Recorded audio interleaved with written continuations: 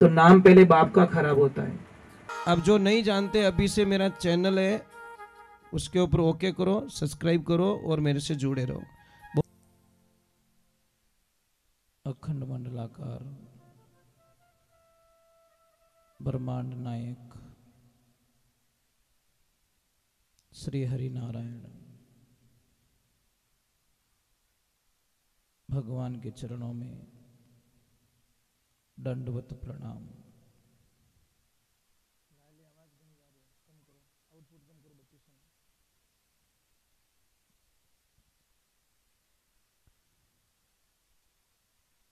महाराज व्यास जी महाराज के द्वारा रचित, महाराज सुखदेव जी महाराज के द्वारा कथित श्री भागवत महापुराण को दंडवत प्रणाम। सर्व देवी देवता, ग्राम देवता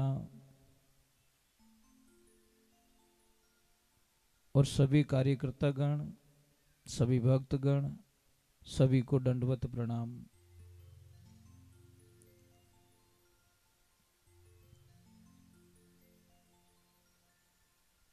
हमने कल भागवत जी को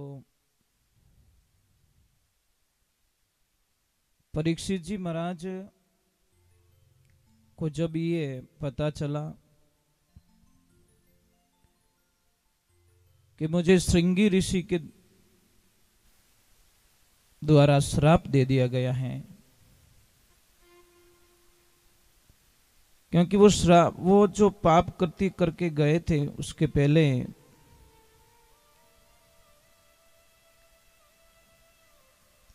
उनको पता चल गया। आपको पता है कि जब कोई आदमी गलती करता है उस समय शायद उसको आभास नहीं होता, परंतु थोड़ी देर बाद में या वो जगह छोड़ने के बाद में उसको थोड़ा अलग फीलिंग होता है कि नहीं, कुछ तो मैंने गड़बड़ किया, कुछ तो गलत कर दिया मैंने। तो महाराज परीक्षित जी को भी जब राजमहल में गए और जो मुकुट पहना हुआ था वो जैसे ही नीचे उतारा, उनको बड़ी अटपटा लगा कि हे भगवान, हे नारायण, मैंने ये क्या कर दिया? मैंने एक महान ऋषि का अपमान कर दिया। वो उनको अपनी गलती स्वीकार करने के लिए, उनको मनाने के लिए, उनका आदर करने के लिए कुछ तैयारियां कर रहे थे कि मैं इतना सोना लेके जाऊंगा, इतने हीरे लेके जाऊंगा, इतने सुविधाएं लेके जाऊंगा और महाराज जी को मैं भेंट चढ़ा दूंगा, उसके बाद मैं क्षमा याचना मांगकर मेरी गलती का प्रायश्चित कर लूंगा। इतने में समाचार आ ही गए कि महाराज आपको श्राप लग चुका है कि आप 7 दिन में आपको तक्षक आएगा और वो डसेगा और आपकी मृत्यु हो जाएगी। एक तरफ उसको दुर्भाग्य मान रहे हैं और एक तरफ भाग्य मान रहे हैं। भाग्य क्या मान रहे हैं कि मैं बड़ा नसीब वाला हूं कि मुझे सजा मिली, और गलती करने वाला उसका प्रायश्चित यही है कि वो भगवान से कहे, प्रभु मुझे सजा दो, मुझे छोड़ो मत, अगर अब छोड़ दिया तो मैं और कोई गलती करूंगा, मुझे छोड़िए मत। और आप लोगों ने, शायद सब लोगों ने वो कहानी सुनी होगी कि एक लड़का बालपने में स्कूल जाता है और वो किसी की पेंसिल चुरा देता है, और पेंसिल चुरा के जब माँ के पास में ले जाके देता है कि माँ, मैंने आज किसी लड़के के बैग में से पेंसिल चुरा दी है। माँ ने कहा, बेटा किसको पता तो नहीं है? कि नहीं माँ, मैंने बड़े होशियारी से चोरी करके लाया हूं। क्या शाबाश बेटा शाबाश, किसको पता नहीं चलना चाहिए। बच्चे को बड़ी एनर्जी मिली, बड़ा बैलेंस मिल गया उसको। 4-5 दिन हुए, उसने पेंसिल की जगह पूरा स्टो बॉक्स ही चुरा दिया। ले गया माँ के पास, मेरे माँ को बोला माँ आज तो कुछ थोड़ा सा बड़ा किया मैंने। बेटा पता नहीं चलना चाहिए दूसरों में घनी हमेटो। अब जिसको स्टू बॉक्स चोरी हुआ था, सारे लड़कों ने देखा उसको। उसकी माँ उसके पास में जाके बोलती तेरे बच्चे ने आज मेरे बच्चे का वो बॉक्स चुरा दिया है। उसने बोला कि तू जानती है मुझे, मैं कौन हूं? आज तो नाम लिया, आइंदे के साथ में नाम लिया ना तो मेरा नाम फलानी है, ध्यान रखना। नाम मत लेना मेरे बच्चे को। और बच्चे को और एनर्जी मिल गई। वाह भाई, मेरी माँ बहुत अच्छी, मेरी माँ रक्षक है। कुछ टाइम बीतता है, थोड़ा वो बड़ा काम करता है, स्कूल का टाइम पूरा हो जाता। तो एक दिन उसने राजा के दरबार में चोरी कर ली महाराज।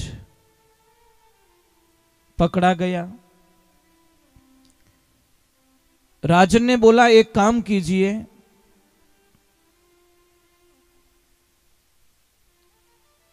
इसको भरे चौराहे पे फांसी दो, जहां पे लोग सारे इकट्ठे होते हो, आने जाने का रास्ता हो, वहां पे फांसी दे दो इसको। तैयारियां पूरी हो गई। और आप सबको पता है कि फांसी पे चढ़ने वाले को एक अंतिम इच्छा पूछी जाती है। बोल तेरी अंतिम इच्छा क्या है? कि मेरी अंतिम इच्छा है मेरी मां का एक बार मुंह देखना चाहता हूं। सैनिकों को भेजा और जाओ इसकी मां को बुला के लेके आओ। मां दूर से विलाप करती आ रही है, रोती हुई आ रही है। आते ही मां रो रही, बेटा ये क्या हो गया? कि मां जो हुआ जो हो गया, एक बार मेरे गले तो मिल जा, लास्ट समय। और जैसे ही मां नजदीक आई, उसने उसकी मां के नाक को काट लिया। मतलब डाचू भर दियो नाक रे, नाक खाई गो। राजा ने बोला ये क्या कर दिया तूने? कि राजन यहां तक पहुंचाने की, आज फांसी के ऊपर पहुंचा उनमें, ये सब मेरी मां की भूमिका है।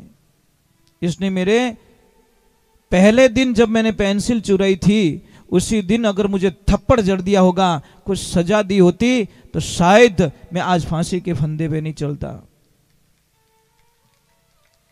तो एक बात ध्यान रखिए, अपने बच्चों की पक्ष में खड़े मत रहिए आप, सत्य के साथ में खड़े रहिए। सत्य क्या, जान तो लीजिए पहले। अपना बच्चा कभी गलत नहीं लगता किसी को। नहीं, मारो बेटो ताड़ो वे ही नहीं सके, आठ आको नहीं थारो बेटो ही घोटालो करियो सब। इसलिए अपने बच्चों के पक्ष में मत रहिए, पहले जानकारी लीजिए पूरी। सत्य क्या, अगर झूठ है तो उसको बोलो, सजा मिलनी चाहिए इसको। तो परीक्षित जी ने वही का अपनी वकालत की, अपने लिए खुद वकील बने और बोला नहीं परीक्षित, तुझे सजा मिल के रहेगी। तूने गुनाह किया है, महाराज के गले में सांप डाला है, महापुरुषों का अपमान किया है, तुझे सजा मिलनी ही चाहिए। इसीलिए खुश हो रहे थे कि मैं बड़ा सौभाग्यशाली हूं कि मुझे सजा मिल रही है। पर एक तरफ थोड़ा दुख भी हुआ कि सिंगी ऋषि को ऐसा श्राप नहीं देना चाहिए था, कुछ सजा दे देते। और पर देखिए जो कुछ होता है अच्छे के लिए होता है। अब सारा वृत्तांत पता चल ही गया, तो तैयारी जरूरी है, तैयारी तो करनी चाहिए ना। हमको पता चल जाए कि फलाने दिन आपके बेटे या बेटी की शादी, तो तैयारी करोगे कि नहीं करोगे? क्या यूं क्या कभी ब्याह वे ही जदी देखी जाए, आगे दिन कर ले सब तैयारी? नहीं नहीं नहीं नहीं, सारी तैयारियां पहले कर देते। तो अब महाराज परीक्षित जी ने बोला कि बस दिन तो सिर्फ 7 है, अब तैयारी मुझे कर लेनी चाहिए मेरी मृत्यु से मिलने के लिए। भगवान के भक्त में यही फर्क होता है। अज्ञानी लोग मौत से डरते हैं और ज्ञानी लोग मौत से डरते नहीं, क्योंकि उनको पता चल गया है कि हम बैठे कहाँ हैं, बैठे किस भूमि पे बैठे। हम बैठे मृत्यु लोक में, मतलब यहाँ पे मरना निश्चित है, कंफर्म है, इसमें कोई शंका नहीं है। आप सब प्रकार के मुहूर्त निकलवाते महाराज जी। पंडित जी के पास में जाते हैं और पंडित जी को पूछते हैं, महाराज जी देखो मारो बेटो कमाई दे कि नहीं दे, इन्हें सगाई रे कि नहीं रही, और खेत में फसल रे कि नहीं रही, वो व्यापार करूँ तो की कर रही, इन्हें नौकरी लागे लाग नहीं लागेला, मोरे दोनों जोड़ा जमे लाग नहीं जमेला, मोने कहनो बेर है। ये सारे मुहूर्त पूछते हो, पर एक मुहूर्त कभी नहीं पूछते साहब कि महाराज देखो टीपणा मन लिखियोड़ो है कि नहीं हमारी राशि माते कि मैं मरूला कि नहीं मरूला, वो पूछो कि नहीं मुहूर्त? क्यों नहीं पूछते? पूछना चाहिए। ये तो मुहूर्त आपको भी पता है, इसमें क्या पूछना? आया हूं तो जाऊंगा, मरना तो निश्चित है, पर जाएंगे कब ये पता नहीं चलता साहब। एक बात का ध्यान रखना, कई लोग जन्म कुंडली बनवाते हैं, हम तो ये कहते जन्म कुंडली नहीं बनवानी चाहिए। समझ में आ रही नहीं क्यों नहीं बनानी चाहिए? मैं आपको एक राज की बात बताता हूं। समझ लीजिए जन्म कुंडली में लिखा है कि इसके भाई लिख दिया, भाई 23वीं साल में इसके योग में कुछ एक्सीडेंट लिखा है, तो आप तो 23 साल पहले ही मरना शुरू कर दिया आपने। 23 साल पता नहीं कब आएगा, तब तक तो आपकी बहुत एनी टाइम, ए बेटा बाइक धीरे चली, थारी कुंडली में लिखी उड़ो है, ए बेटा वो कर जे थारे अटे लिखी उड़ो है, ए बेटा यूं मत कर जे थारे अटे लिखी उड़ो है। आप तो पहले ही मरना शुरू कर दिया। बात कब बीतेगी पता नहीं, बीतेगी कि नहीं बीतेगी, पर उनमें लिखी उड़ो है। पछे कहे थारो ब्याह रहे तुम 3 साल बाद में थोड़े दोनों अलग रह जाओ, कटा होवेला कि नहीं होवेला, पर वो जन्म कुंडली रो सारो ले दे कटा लिखी उड़ो, क्योंकि मैंने पसंद नहीं आई तो डायरेक्ट बता दी, मैं पहले इसकी मार लिखी उड़ो टे, मारता जची को नहीं, उसका सहारा ले लिया। तो क्या करोगे आप लोग? हाँ पूछना चाहिए, पूछना चाहिए, पर आप लिखो मत कि नहीं भाई नामकरण कहीं है, नामकरण कर लो, बस बात खत्म कर दो। जन्म कुंडली तो मां सीता की और राम जी की भी बनाई थी, 36 के 36 गुण मिल रहे थे। फिर मां सीता को बच्चों को वनवास में जन्म क्यों देना पड़ा, वन में जन्म क्यों देना पड़ा? इसलिए समय का खेल निराला भाई, समय का खेल निराला, और समय के आगे झुकना पड़े चाहे कितना बड़ा बलवाना। विधि का जो विधान कोई दुनिया में बदल नहीं सकता, कोई नहीं बदल सकता।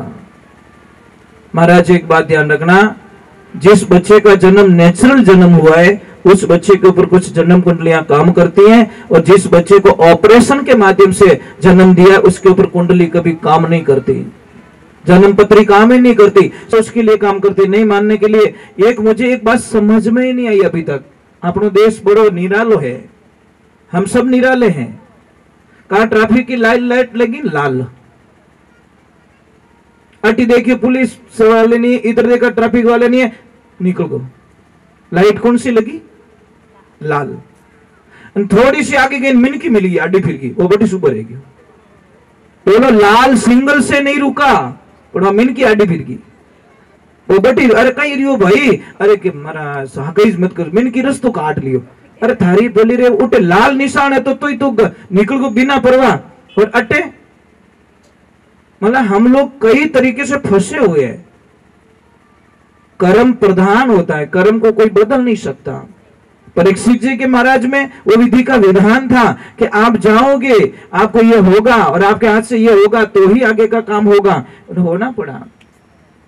परीक्षित जी जाते गंगा तट पे और अपने मोक्ष के लिए वहां तप करने का विचार करते, पर सबको पता चल गया, आसपास के जितने भी ऋषि मुनि थे, जितने राजा महाराजा थे, सबको पता चल गया कि महाराज परीक्षित जी को श्राप लग चुका है और 7 दिन में उनका शरीर छोड़ना पड़ेगा।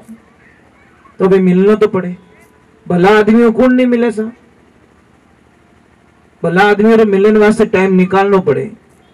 भगवान की ऐसी लीला हुई, जहां परीक्षित जी महाराज रुके वहां पे हजारों ऋषि, हजारों राजा परीक्षित जी से मिलने के लिए आ गए। अब परीक्षित जी ने बोला, इतने महापुरुष यहाँ साधु संत आए तो कोई न कोई तो मुझे रास्ता बता ही देंगे। अब रास्ता कैसा कैसा रास्ता? सबको पूछा कि मेरे पास सिर्फ 7 दिन है, मुझे करना क्या है, मैं मेरी मुक्ति के लिए क्या ऐसा करूं कि मेरा मोक्ष हो जाए। सारे ऋषि मुनियों ने बोला कि महाराज 7 दिन का तो कोई अनुष्ठान नहीं है, 41 दिन का हो सकता है, 88 दिन का हो सकता है, और किसी का तो जिंदगी भर भी मोक्ष नहीं होता, इसकी तो गारंटी हम नहीं ले सकते। एक बात का ध्यान रखना, महाराज परीक्षित जी कह रहे कि मैं इतना भाग्यशाली हूं, इतना नसीब वाला हूं, दंडवत प्रणाम करता हूं श्रृंगी ऋषि को जिसने मुझे श्राप दिया। क्यों? महात्माओं को बोला कि हे महात्माओं, मैं अगर चाहता तो भी आपको यहां पे नहीं बुला सकता, मेरे राजमहल में आपको नहीं बुला सकता, और आप बिन बुलाए हमारे यहाँ पे आए हो, हमें दर्शन देने के लिए आए हो। मेरा तो अभी जन्म आनंद में चला गया, अब मुझे कुछ कामना रही नहीं। महाराज, कोई महाराज जी थे, 2 भाई, एक भाई नीचे रहता, एक ऊपर के माले में रहता। एक भाई क्या साधु संतों के थोड़ा टच में था, एक नफरत करता महाराज से, इतनी नफरत करता, जैसे ही महाराज जी उसके नीचे वाले फ्लोर में भिक्षा लेने के लिए आते तो वो ऊपर वाले को इतना गुस्सा आता कि जिसकी कल्पना नहीं। वो तो बाबा रो चक्कर में पड़ गो, ए थाने कहीं देन, वो कहीं देन, यहाँ जो नहीं बोलना है वो बोल रहा है। वो भोला आदमी था बेचारा, जाके बोल देता कि महाराज वो मेरा भाई है ना, आपसे नफरत बहुत करता है। तो महाराज जी ने बोला वो मेरे से नफरत कर रहा है तो करने दो ना, क्या फर्क पड़ता है। एक दिन समय का संजोग, महाराज गए परंतु डायरेक्ट ऊपर चले गए, जहां फर्स्ट फ्लोर में उसका भाई रहता था ऊपर, वहां पे गया और डायरेक्ट खप्पर आगे करके बोल दिया भिक्षाम देही। कोई नहीं अंदर। एक छोटा सा बालक अपने छोटे छोटे हाथों से एक रोटी उठा के लाया और लाके महाराज जी को खप्पर में दी। महाराज जी ने उसके सिर के ऊपर हाथ दे दिया और महाराज जी चले आए। विधि का विधान, कागला रो बैठनो, डाली रो भागनो। संध्या काल हुई, बच्चा खेल रहा था ऊपर, वही कोई कारणवश उसका पैर फिसल गया और बच्चा डायरेक्ट नीचे। अब वो भाई था, भाई का लड़का, आखिर में थोड़ी आवाज बढ़ाओ, आखिर में आत्मा बढ़े ना कि आखिर में मारो भाई है, वो महाराज जी कने खबर पहुंचाई कि महाराज जी गड़बड़ हो गई। पहली बार इन घर में थोरो जानो रियो, और उन घर में ऐसी घटना आगे तो वो रिया बढ़े, आगे तो यूं थाने थाने चावी कोनी, और भले ही देखो कर्म एड़ा आज ही थारो जानो रियो और आज ही उनो बच्चों नीचो पड़ गो। बड़ी अनहोनी घटना हो गई महाराज। अब तो उसका विश्वास और टूट चुका है। महाराज जी बोले कुछ लगी आगी तो नहीं है? कि नहीं महाराज लागी तो कोनी, इतो भगवान भलो करियो कि नीचे पड़िया बिस्तर और बच्चों का ही करियो ऊपर पड़ियो जड़ी बिस्तर माथे पड़ गो, नुकसान तो कुछ नहीं हुआ। भगवान ने शुक्रिया अदा करी, हे प्रभु बड़ी तेरी कृपा है। अरे भाई तुझे पता है, कल ही मुझे पता चल गया कि इस बच्चे की कल मौत है। मैं जान चुका था सारा रहस्य कि ये बच्चा कल तक यमराज इसको लेके चला जाएगा, काल लेके चला जाएगा। इसलिए मैंने आव देखा ना ताव देखा और जाके बच्चे के सिर पे हाथ रख लिया और वो भार मेरे पे ले लिया कि मौत आएगी तो मेरी आएगी, पर बच्चे का बाल बांका नहीं होने दूंगा, चाहे वो मुझे ना चाहे, चाहे कुछ भी करे। यही तो संत की मौज है, यही तो आनंद है। कोई कितनी भी नफरत करे, कितना भी नेगेटिविटी रखे, पर संत हमेशा पॉजिटिविटी रखेंगे। इसलिए तो किसी ने लिखा, वाह वारे मौज फकीरा की, वो परवाह नहीं करते अमीरा की, वो मौज है फकीरा की। महाराज आनंद कुछ और ही होता है। तो महाराज वहां पे भगवान की लीला होती है। सुखदेव जी महाराज, जब परीक्षित जी महाराज ने सारा प्रश्न वृत्तांत सुनाया सबको, किसी ने हाँ नहीं बोली, तो थोड़ा इंतजार किया। तो इधर तप में, वन में सुखदेव जी महाराज वन में तप कर रहे हैं। उनको पता चल गया कि राजा परीक्षित जी को ये समस्या आ गई है और वहां से वो चल दिए। आवाज आ रही है, शोर मच रहा है। सबने बोला क्या हुआ, कौन आया ऐसा? कोई चिल्ला रहा है, कोई क्या कर रहा है, कोई भीड़ लग रही है, कोई क्या लग रहा है। क्योंकि महाराज वो दिगंबर थे, पहनने के लिए कुछ भी नहीं, सिर्फ एक लंगोट। शरीर इतना सुंदर, इतना आनंद कि देखते देखते कितने के मन के अंदर बस गए, पर उनके मन के अंदर कोई नहीं। संत का यही तो होता नहीं। संत सबके मन में हो सकता है, पर वो संत किसी को मन में लेके ना घूमे, सिर्फ एक के अलावा। उनको तो कुछ नहीं, कोई उनको क्या कह रहा है, कोई क्या कह रहा है, कोई क्या कह रहा है। जैसे सुखदेव जी महाराज आए, सारे संत ऋषियों ने हाथ जोड़कर प्रणाम किया। उन्होंने बोला कि प्रणाम का वदावा का कोई टाइम नहीं है, समय मत बिगाड़ो, कोई आसन की अपना। और प्रश्न पूछा कि महाराज मुझे मोक्ष चाहिए। उन्होंने आव देखा न ताव देखा, आसन बिछाया और डायरेक्ट बैठ गए, समय की बर्बादी नहीं। महाराज ने प्रश्न किया कि मुझे 7 दिन में मुक्ति हो जाए, क्या करना चाहिए। महाराज एक बात का ध्यान रखना,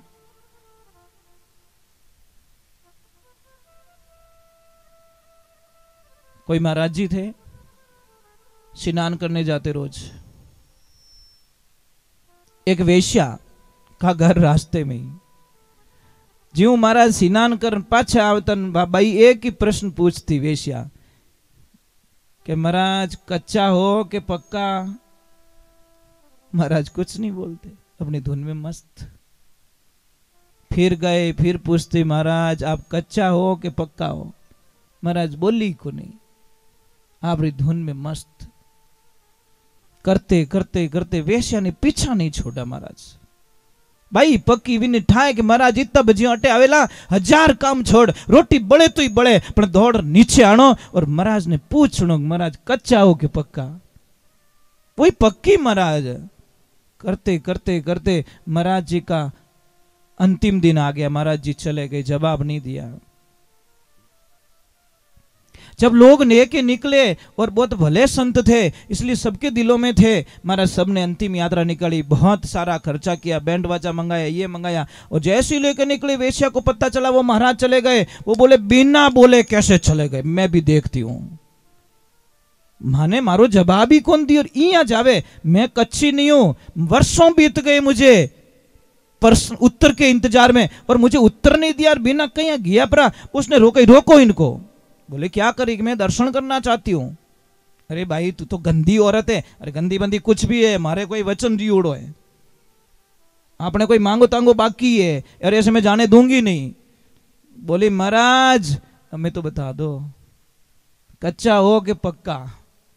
सब क्यों भाई, महाराज तो कल किया है, कहीं कच्चा पक्का रो खेल खेले रही है। बड़े बोली महाराज कच्चा हो के पक्का, एकदम। बोले कि भाई हमें पक्को हूं, मैं हमें पक्को हूं। क्योंकि जब तक जी रहा था तब तक तो मुझे थोड़ी शंका थी कि क्योंकि कदी कदी अच्छो ड्राइवर महाराज भजीड़ मेल दे। नहीं कहे कि 50 साल रे माने एड़ो हैवी ड्राइवर है, इन हाथों कदी एक्सीडेंट नहीं रियोड़ो और उनूज भजेड़ लगी जाए। इसलिए ये मत सोचो कि मेरी उम्र 70 साल की हो गई, अब मेरे से गलती नहीं होगी। गलती का अगर मौका दोगे साहब तो गलती हो जाएगी। आप चांस में वो मत देखिए कि क्योंकि गलती में उम्र नहीं देखी जाती। आप गलतियों से बच के रहना सीख सकते हो। कमल होता है ना साहब, कमल कीचड़ में रहता, अपने कीचड़ को टच नहीं होने देता। हम संसार में रहे तो परीक्षित जी महाराज को सुखदेव जी महाराज ने बोला विरक्ति करो। विरक्ति क्या, मोह माया, सबको कनेक्शन खत्म करो। कि कैसे करो, तो महाराज जी तो देखो संत लोग तर्क से समझाते। कभी भी एक नारियल मंगाया, ये पानी वाला, और पानी वाला नारियल मंगा के बोला कि इसको तोड़ो, परंतु शर्त ये है कि ये नारियल अंदर से नहीं टूटना चाहिए, खाली बाहर बाहर का खोलिया निकालो। ऐसे हिलाया तो वो तो पानी। बोले महाराज ये तो नहीं हो सकता। कि क्यों, कि वो तो चिपियोड़ो ही ने, ये नारियल चिपका हुआ है, अगर बाहर की कवर को तोड़ूंगा तो अंदर का कवर जरूर टूटेगा। और ये नहीं हो सकता। कि क्यों नहीं हो सकता, कि वो इन हाल टच में है। तो महाराज ने बोला कुछ और उपाय, तो मंगाया सूखा नारियल, जो ऐसे बजाए तो अंदर खाली नारियल बज रहा था, पानी नहीं बज रहा था। महाराज बोला अब इसको तोड़ सकता हूं, तो बोला कि इस नारियल जैसे हो जाओ। रहो नारियल में, टच मत रहो, तुम अकेले हो जाओगे। जब अकेले हो जाओगे तो इस खोखले को कोई तोड़ सकता है, तुमको कोई नहीं तोड़ सका, तुम बच जाओगे। परंतु अगर टच में हो तो आप भी साथ साथ में टूट जाओगे। ये बात अवश्य ध्यान रखे महाराज। राधे राधे। अगरबत्ती प्रभु वहीं करना मंदिर में। हाँ जी, यहाँ पे लगा सकते हो ऐसे। हाँ जी, राधे राधे बोलना पड़ेगा, थोड़ा जोर से बोलो ना। नहीं नहीं नहीं, कंजूसी नहीं भाई। क्या तो जिम आवना ही नहीं, जिम आवना तो पचे रोटियां गिननी नहीं कि भले लाऊं कहीं मेहमान के धापोड़ी हूं, नहीं लाऊं तो बढ़िया, दुख मत देखो। जब भगवान की शरण में हरि शरणम कह देते हैं, उसके बाद में कंजूसी क्यों महाराज। राधे राधे राधे। तो महाराज परीक्षित जी को सुखदेव जी महाराज का बहुत अच्छा प्रश्न लगा और महाराज जी ने बहुत ही अच्छा उत्तर दिया कि करना क्या, पहला पड़ाव कहां से शुरू हो रहा है। 3 चीजें बताई, स्मरण, दूसरा स्मरण और तीसरा है कीर्तन। 3 रास्ते बताए। सुनो तो ध्यान से सुनना, मतलब मन विचलित नहीं होना चाहिए, एक एक शब्द का ध्यान रखना पड़ता है। और पता है लॉटरी लगती है ना साहब, तो 1 नंबर गलत आता है तो लॉटरी खत्म हो जाती है, और 1 नंबर सही आई गोरे तो करोड़पति बनाए दे रोडपति ने। ये भी हमारी लॉटरी, ध्यान रखना। कौन सा शब्द आपके पास में आएगा और कौन सी नई जिंदगी स्टार्ट होगी आपको भी पता नहीं है और मेरे को भी पता नहीं है, ये तो भागवत जी जाने। तो पहले सो ध्यान लगा के सुनो। आप सोच रहे हो कि एक छोटी सी बात है, स्टैंड पे गाड़ी पड़ी है, गाड़ी तो पड़ी है पर ड्राइवर नहीं है। अब गाड़ी जान के भाई हाले को नहीं है, मने रावत भाटा जावणो, गाड़ी के माइलो है ही को नहीं, मने ले जाओ जो है ही को नहीं। एड्रेस तो साहब हम किसको बताते, ड्राइवर को बताते। गाड़ी रे चेपियों कोई गाड़ी बट ले जान छोड़ने वाली नहीं है, ये ड्राइवर को, ये तन आपकी गाड़ी है, ध्यान रखना, और मन आपका ड्राइवर है। इस मन को समझाओ कि तू ही गाड़ी में बैठो रहे, शांति हूं, अट उठ भटक में रो तो मत, फिर थारे भाड़ो आवे लई को नहीं, पच के धंधो नहीं रहे बैठो, आखो दिन रो तो फिर गाड़ी हुनी छोड़े। तो इस शरीर ने हुनो छोड़ रो, मन आगो पचो फिरेला तो थाने कोई फायदो मिलन वालो। देखो शरीर की पूर्ति के लिए ये मुख बनाया और यहां से पूर्ति होती है। भूख लागे तो कानड़ा में थोड़ी जूस गालो, समझ में आ रही नहीं। कानड़ा बंद कर पचे मुंडो फाड़ो तो मारी आवाज सुनाई दे, तो रास्ते ही पूरा अलग दे दिया। मन तक बात पहुंचाने के लिए आउटपुट इनपुट, ये ध्यान रखे। तो बराबर ध्यान लगा के सुनिए, आप प्रेम से सुनिए। दूसरा नाम स्मरण, मतलब उसको चिंतन करिए, आप बार बार रिपीट कीजिए, बार बार रिपीट कीजिए, बार बार रिपीट कीजिए, रिपीट करो करो करो करो करो। आपको पता है कि एक दिन दौड़ने वालों आदमी दूसरे दिन में बुखार आ जावे या हाथ पग दुखने लाग जावे, पर सेकंड डे भले दौड़े, थर्ड डे भले दौड़े तो પછી भी कोई तकलीफ नहीं आवे। वो तो एक दिन ही दौड़न के मारे तो फौज में कौन जान वाजन होतो ही रहतू, तो गोली आटी छोड़ तू, तेरे वश की बात नहीं है। फौज में जाना कोई वश की बात थोड़ी है साहब, वहां पे इतना हार्ड वर्किंग होता है, जो कच्चा होता है वो वापस आ जाता है। और तीसरे नंबर बताया कीर्तन, कि आप खूब कीर्तन करो, आनंद लो। कलयुग केवल नाम आधारा, सुमिर सुमिर नर भव उतरे पारा। कीर्तन कीजिए, आप गाइए, कैसा भी गाइए, आवे चढ़ो भगवान रो भजन गावो, जैसो आवे बेड़ो ही गावो, पर गाणो चाहिए। कई लोग तो शर्म करे कि मारो कहीं गावनी आवे, तन गावनी नहीं आवे तो हाका करनी तो आवे।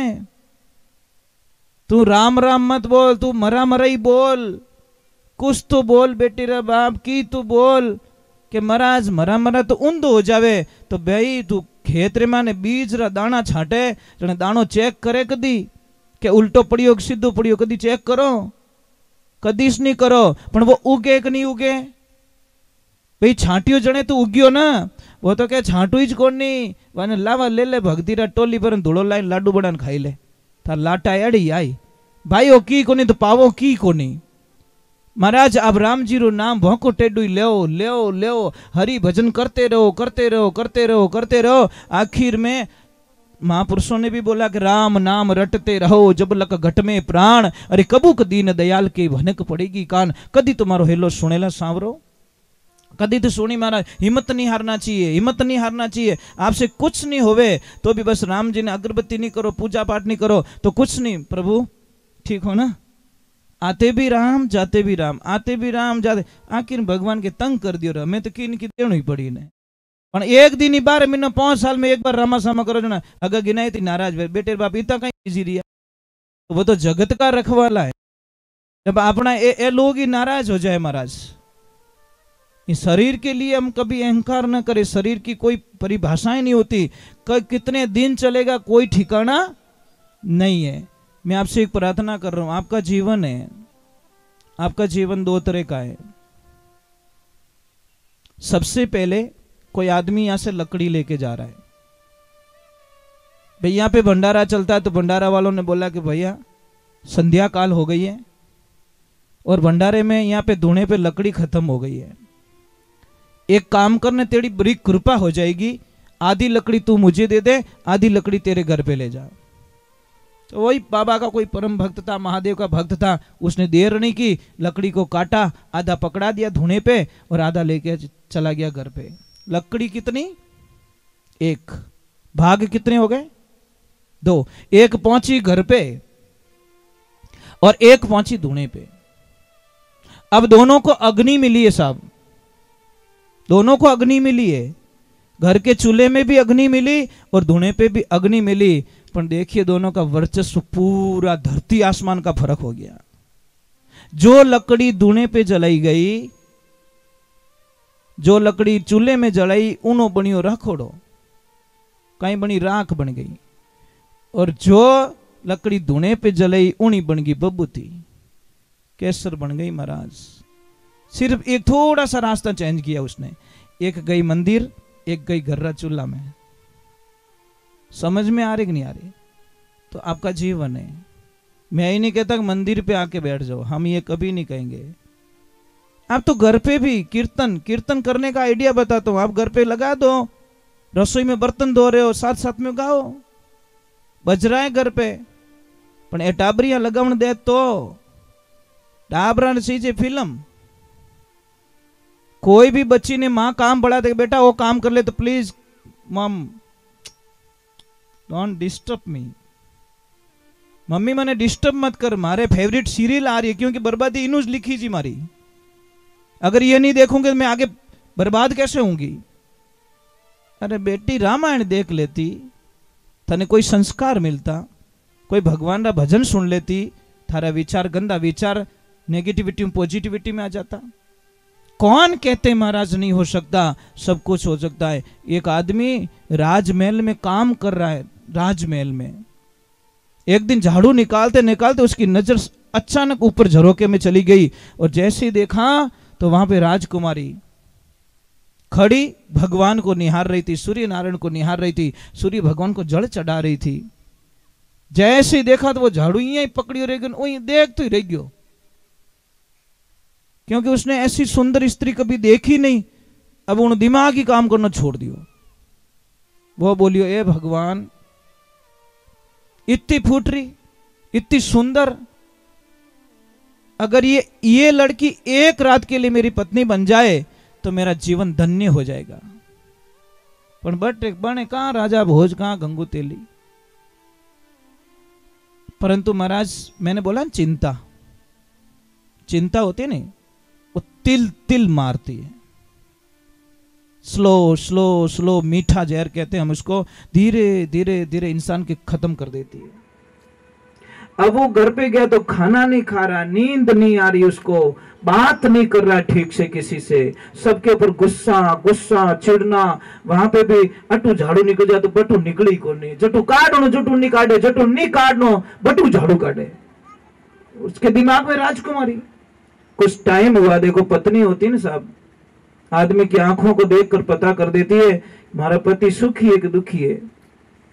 उसकी लक्ष्मी सत्संग में जाने वाली थी, भागवत सुनने वाली थी, भगवान की पूजा पाठ करने वाली थी। उसने बोला पतिदेव कोई भी मन री बात रहे तो मैंने बताओ, मैं गुस्सो नहीं करूं। कि सच में नहीं करेगी कि नहीं, कि मारा मन रे माने वह राजकुमारी बस गई है और मैं उसके बिना जी नहीं सकता। वो सिर्फ एक रात के लिए मेरी पत्नी बन जाए तो मैं कभी जीव सकूं, नहीं तो मैं कुछ ही दिनों में मरने वाला हूं। पत्नी ने बोला कोई बात नहीं, ठीक है, मैं कोशिश करती हूं। या तो पचे मौत निमंत्रण पत्रिका आई है या पचे कटे काम हो गई है। अब वो महाराज सुबह का टाइम गई राजमहल में और बोला राजकुमारी से दो बात करनी है।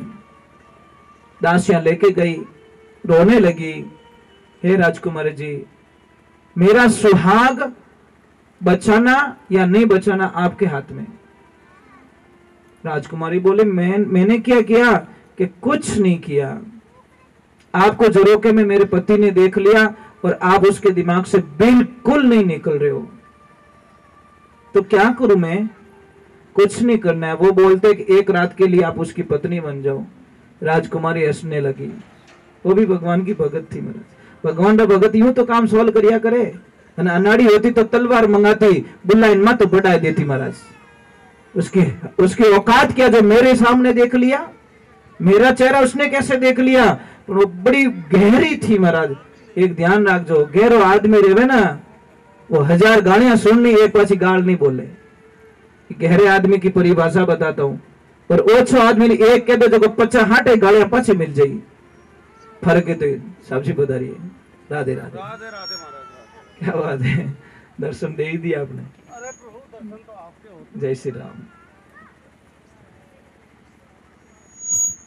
बधाई, बहुत बहुत अभिवादन आपका, बहुत स्वागत भागवत जी में। देखो 2 दिन से साहब जी कल भी हाजिरी लगा के गए थे और आज भी हाजिरी लगाने के लिए पधारे। भाव बिना नहीं आया जा सकता। सब चेयर लगा दीजिए।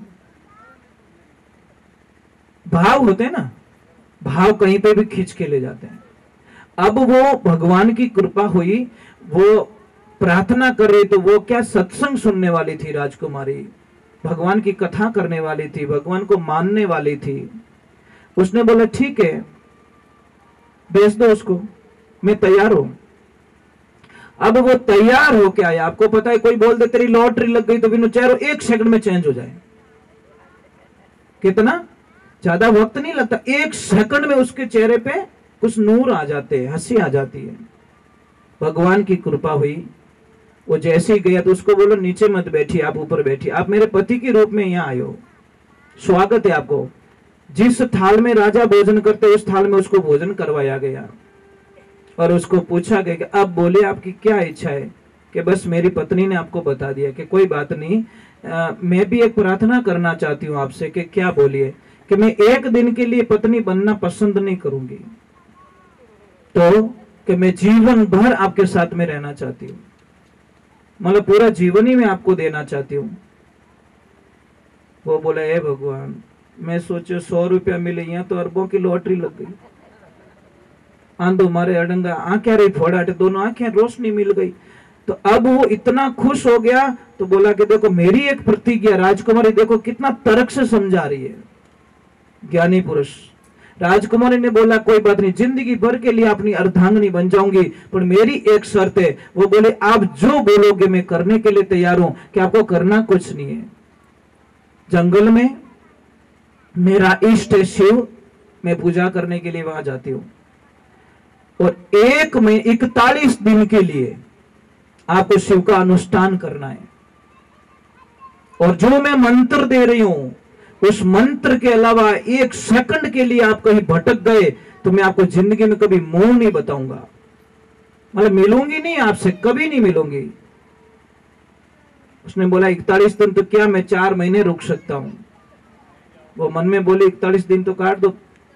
अब वो गया और उसको बोला कि ओम नमो शिवाय मंत्र का जप करना है, आपको इसके अलावा किसी से नाता नहीं रखना है। आहार लेने के लिए 5-10 मिनट का समय निकाल सकते हो, पर किसी से बात नहीं करनी है, किसी से कांटेक्ट में नहीं रहना है और किसी की फालतू बात विचार नहीं आना चाहिए। अब वो जाता है और ध्यान साधना की सारी व्यवस्थाएं करवा ली राजकुमारी ने। अब बस वो ऐसा मंत्र जपने लगा साहब, 1 मिनट में 18 बार जप कर रहा है। श्वास श्वास धड़कन धड़कन में शिव बस गया। वक्त ऐसा आता है जब वो 41 दिन बाद में जाकर राजकुमारी जाके हाथ जोड़ के उनको बोलती है आंखें खोलो, नहीं खोली। आंखें खोलो, नहीं खोली। आंखें खोलो, थोड़ा जोर से बोला आंखें खोलो। घंटी बजाए, ढोल बजाए, सारा वाद्य यंत्र बजाया, तब जाके उसकी थोड़ी सी आंखें खुली। सामने राजकुमारी खड़ी कि पहचाना मुझे? उसने बोला मैं आपको नहीं जानता। अरे मैं वो राजकुमारी कि मैं किसी राजकुमारी को दुनिया में नहीं जानता, मैं सिर्फ शिव को जानता हूं। किसी को नहीं जानता मैं, सिर्फ मैं। शिव के अलावा मुझे दुनिया में कोई नहीं दिख रहा है। हे माते, मैं आपको प्रणाम करता हूं। कहां विषय वासना का भाव लेके राजकुमारी के पास में गया और कहां उसने मां का शब्द का उपयोग कर लिया। ये ज्ञानी और अज्ञानी लोगों का तर्क यहां पता चलता है।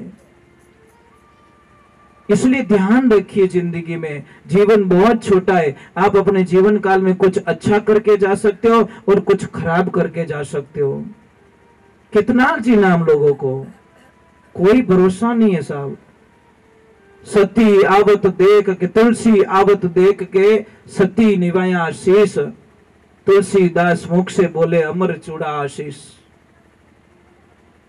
सती तो हकी बेकी रह गई कि बाबा क्या बोल रहे हो, क्या हुआ कि मैं पति हमारा मर गया, अभी मैं भी मरण को जाए, तुलसी तेरे वचन का क्या होशी हवाल। बाबा कुछ उल्टा बोल दिया आपने कि कहीं कि आपने बोला अमर चूड़ा आशीष, मेरा तो पति मर चुका है, वो देखो यात्रा आ रही है, और देखो मैंने 16 ही श्रृंगार किया, मेरे पति के पीछे सती होने जा रही हूं, और आप तो कोई उन दो ही बोल का कट जोश में। तुलसी बाबा ने बोला गजब हो गया ये तो, पर बोलवाया तो शायद उसने, मैंने कुछ नहीं बोला। तुलसी मुर्दा मंगाई के मस्तक धरिया हाथ, मैं कछु नहीं जानो तो जाने रघुनाथ। महाराज उस आदमी को जिंदा होना पड़ा क्योंकि संत ने वचन दिया था। संत का आपको बताएं, बेटा कोई गलती करता है साहब तो नाम पहले बाप का खराब होता है। बेटा तो कहीं तो ओळखे नहीं ओळखे, पर बाप रे माथे कलंक जरूर लागे। फलाण जी रो बेटो, फलानी समाज रो, फलानी गांव रो, विनित पछे लिस्ट में ले, पर लिस्ट पहला आ बनेला, इने वास्ते ध्यान राखजो। जीवन को दाग लग जाए, हमारी वजह से किसको तकलीफ नहीं होनी चाहिए। सबसे पहला संसार में सबसे सुखी व्यक्ति वो हैं जिन्हें पड़ोसी बढ़िया मिल गो, और जिन्हें पड़ोसी बढ़िया है उन्हों सुखी जीवन कोई हो ही नहीं सके। महाराज घरो पड़ोसी बढ़िया रहे तो सुबह उठते ही राम राम करो कि नहीं करो, અને ખડૂસ રહે તો સુબેરો કચરો ઢગલો હટી મિલે, પછી નીકળે જાડુરી महाभारत खेचाताण, ओ तू ने क्यों, ओ तू ने क्यों, आटनु जाडू फेंके बाबटनु जाडू फेंके, दोनों खड़ी जावे। अच्छे पड़ोसी, अच्छा पड़ोसी खेत में मिल जाए तो 4 दिन के लिए हम कहीं जा रहे हैं, बोल के जाते भैया थोड़ा ध्यान रखना, मैं 5-7 दिन पाछा हूला। और खड़ूस मिल जाए तो रात हेरिया खोल दे, गांव रे डंड हमारे गाल देगा कमाई जेतु तो। और दुकान पे पड़ोसी अच्छो रहे तो वाह भाई। 5 मिनट कहीं जाते तो बोलते शेर जी ध्यान रखना, ग्राहक आई तो रोकना, और वो रोक के रखता भैया 2 मिनट रुको ना आ रहे हैं। खड़ूस रहता कि नहीं नहीं वो तो शेर जी तो कोटा की ओडम किया करे रावत भाटा, समझ में आ रही, वो दूर बताएगा ताकि वो ग्राहक वहां ना रुके। और एक बात है, सीट पे हम कहीं यात्रा कर रहे, सीट पे अगर पड़ोसी अच्छा मिल गया तो आपको बताएं 4-5 घंटे कब निकल गए। और खड़ूस मिल जाए तो हे राम, बोल में ही कटे अड़गा रहो नहीं तो ही झगड़ो तैयार। तो जिंदगी में ऐसा जीवन जीना, ऐसा जीवन जीना। कई लोग मुझे बताते कि महाराज हमारे कमर में बहुत दर्द है, बहुत दर्द है, बहुत सारी दवाएं ली, कमर दर्द ठीक नहीं हो रहा है। इलाज सबके घर में पड़ा है, पर लेते नहीं है लोग। हमारी आदतें गलत हो गई। बाजरी यूज करते हो, बाजरे की रोटी खाते हो, बस यही समस्या। बस ओरिजिनलिटी से हम बहुत दूर जा रहे हैं। आपको बताएं बाजरे की रोटी में ताकत कितनी होती है, आप कल्पना भी नहीं कर सकते। बाजरे की रोटी बनाई है, उसको सेकना नहीं पूरी, थोड़ी सी सेक दो उठा लो, थोड़ी सी सेक लो उठा दो, दोनों तरफ से खाली कवर बनना चाहिए, पकना नहीं चाहिए। और जहां पे भी आपका कमर दर्द हो रहा है किसी का भी, वहां पे उस बाजरे की रोटी को बांध दो। पहले टच करना बॉडी को भी, हाँ गर्म नहीं लग रही है, बराबर है। देखो आप कल्पना नहीं कर सकते कि 10-15 रुपए में हमारा कैसा इलाज हो रहा है। और आपको पता है घुटनों में दर्द होता है ना, घुटनों में ये जो चूना आता है ना खाने वाला, इतना सा चूना लो, खाना खाने के बाद में पानी में डालकर 1 गिलास पानी में डेली इतना सा चूना लेकर हमेशा पीना स्टार्ट कर दो, आपके घुटनों का दर्द गायब हो जाएगा। ये कोई मजाक नहीं है, आप प्रमाण कर लेना। किसी को कितना भी जॉइंट हो रहा है, कहीं दर्द हो रहा है, आप कोई तेल से मालिश मत करो, सिर्फ तिल के तेल से मालिश करो। और आपको विश्वास नहीं है, कल प्रयोग कर लेना। मेरी बात पे विश्वास बाद में करो, पहले प्रयोग करो। मैं बताऊं, 10 बर्तन ले लेना आप, मिट्टी का बर्तन लेना, पत्थर का बर्तन लेना, या पत्थर के बर्तन ले लेना 10, जिसमें अलग अलग तेल भर देना आप। कोई सरसों का तेल है, कोई किसका तेल है, कोई नारियल का तेल है, कोई किसका तेल है, ऐसे करके 10 बर्तन में एक में तिल का तेल डाल देना। सारे पत्थर के होने चाहिए। 1-2 दिन बाद में देखना, जिसमें आपने तिल का तेल डाला, वो पत्थर का जो बर्तन होगा ना, वो नीचे से पूरा गीला मिलेगा आपको। दूसरा कोई बर्तन गीला नहीं मिलेगा, क्योंकि किसी तेल की औकात नहीं है जो पत्थर को चीर के पार हो जाए। सिर्फ ये तेल शब्द कहां से शुरू पता है? सिर्फ तिल से। तेल शब्द पहले था ही नहीं, तिल से ही तेल शब्द शुरू हुआ। तो हम लोग क्या करते हैं कि रिफाइंड खा रहे हैं, और रिफाइंड में थोड़ा प्रॉब्लम्स होती है साहब। रिफाइंड मत खाइए आप, भले महंगा पड़े, तिल का तेल महंगा पड़े, आप लीजिए, तिल लीजिए, खरीद लीजिए, भले 200 को 300 रुपया देना पड़े, ओरिजिनल तो खाओ। हम खाते नहीं। किसी भी बच्चे की अगर हाइट नहीं बढ़ रही है, आप देसी गाय माता का दूध लीजिए, दूध लेने के बाद में 100 ग्राम दूध ले लीजिए, उसको शाम के टाइम में गर्म करके दही बना दीजिए, सुबह में वही दही कटोरी में लीजिए। पर ये ध्यान रखे, लोहे के बर्तन में उबालना पड़ेगा दूध को। मैंने कल एल्यूमिनियम के लिए मना किया, मैंने समझ में आई नहीं, एल्यूमिनियम बर्तन यूज नहीं करोगे आप, क्योंकि वो मिलता नहीं है, तत्व नहीं मिलता उसको। लोहे के बर्तन में गर्म कर दो या मिट्टी के बर्तन में गर्म कर दो। गर्म करने के बाद में सुबह में दही बना दीजिए। बनाने के बाद में इतना सा दही लीजिए और इतना सा चूना, जो खाने वाला चूना, उसमें डालकर बच्चे को खिलाना स्टार्ट कर दीजिए। आप कल्पना नहीं कर सकोगे बच्चे की बुद्धि का विकास इतना क्यों हो गया। कई लोग हमारे पास में आते हैं कि महाराज हमारा बच्चा कहना नहीं मानता, हमारा बच्चा जिद बहुत करता है, हमारा बच्चा आलसी बहुत है, हमारे बच्चे को हमारी कदर नहीं है। तो हम एक प्रश्न करते, भाई दूध किसका पिला रहे हो? बोलते भैंस का। तो फिर राम राम, ठीक है, इसका इलाज हमारे पास में नहीं है। कारण बता लेता हूं। एक अनजान गाय को, देवियों आज काम करना, अनजान गाय, जिस गाय को आप जानते नहीं हो, आप भी कर लेना, उसको एक रोटी और इतना सा गुड़ दे देना, टाइम लिख देना कि इतने बजे मैंने इस गाय को रोटी दी। सेकंड डे बिना बताए वो गाय वहां पे आ जाएगी, उसी टाइम पे आएगी। और भैंस को बादाम का हलवा खिला देना, चली जाएगी भैंस, घर पे मालिक इंतजार कर रहा है, और जैसे ही उसको कीचड़ मिलेगा वो मेकअप कराने के लिए ब्यूटी पार्लर में घुस जाएगी। कीचड़ में घुस के वापस निकलेगी। उसको मालिक से, बच्चे से कोई लेन देना नहीं है, उसको कीचड़ चाहिए। जिसकी बुद्धि ही कीचड़ में आनंद में लेती हो, वो कैसे हमारी शुद्धता हो सकती है। दूसरे नंबर, अब एक बछड़े को छोड़ना, भैंस के बछड़े को, 10 भैंसों के बीच में 8 भैंस की लात खाएगा ना, तब उसकी मां मिलेगी उसको। और गाय के एक बछड़े को 100 गाय के बीच में छोड़ना, विथिन 2 मिनट में उसकी मां को ढूंढ निकालेगा। वो कोई गाय रे नीचे जान नहीं पड़े, वो डायरेक्टली उसकी गाय माँ को ढूंढ देगा। अब भैंसरो दूध पिए ना आपरो टबर आप जिद करे तो करे लाई में कोई शंका नहीं है, गाय का दूध पिलाओ। तीसरे नंबर भैंस के बच्चे को देखना, जैसे भैंस का बच्चा दूध पीता एक तरफ जाके सो जाता है, आलस आता है उसको, फैट ज्यादा होता है ना, दूध जितना पतला होगा उतना गुणाकारी होगा। ये ध्यान रखने की बातें होती है। हम पतले दूध को कमजोर मानते, पतला दूध कमजोर नहीं हो सकता, पतला दूध ताकतवर होता है और होता गाय का, इसलिए उसको अमृत का रूप दिया गया। अब देखिए वो बछड़ा जाके सो जाएगा, पर गाय के बछड़े को देखिए, जैसे दूध पिएगा अपना चेंज करेगा और पूंछ लो ऊंचो करी और भाग दौड़ स्टार्ट। ठीक साहब, धन्यवाद, बहुत बहुत साधुवाद आपको। पधारते रहिए, दर्शन दीजिए। आज तीसरा दिन तो हो गया, अभी 2-3 दिन के और मेहमान है हम लोग। जय श्री राम, जय श्री राम। तो ये गाय की महानता है महाराज। गाय का बछड़ा आलस नहीं करता।